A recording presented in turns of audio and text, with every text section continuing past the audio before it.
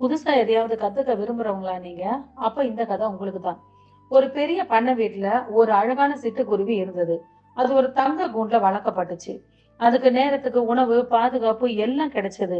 ஆனா அந்த பறவைக்கு வானத்துல பறக்கும்போது மட்டும் ஒரு ஏக்கம் வரும். ஒரு நாள் கூண்டின் கதவு தற்செயலா திறந்திருந்தது. ஆனா அந்த பறவை வெளியே பறக்க பயப்பட்டது.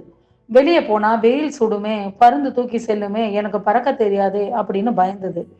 அப்போ ஜன்னல் ஓரம் அந்த ஒரு வயதான குருவி சொல்லுச்சு, உன் சிறகுகள் உன்னை சுமக்க காத்திருக்கு. ஆனா நீயோ உன் கூண்டை தாங்கி கொண்டுட்டு இருக்கிற. கீழே விழுவோன்னு பயப்படுறவன் ஒருபோதும் உயர பறக்கவே முடியாது. அந்த வார்த்தை அந்த சிட்டுக்குருவிக்கு உத்வேகத்தை தந்தது.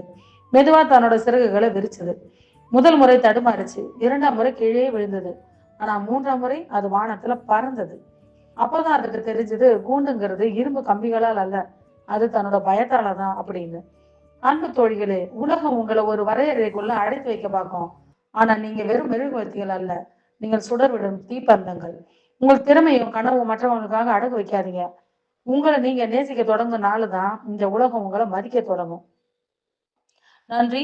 இந்த கதை உங்களுக்கு பிடிச்சிருந்தா சப்ஸ்கிரைப் பண்ணுங்க, லைக் பண்ணுங்க. தேங்க்யூ.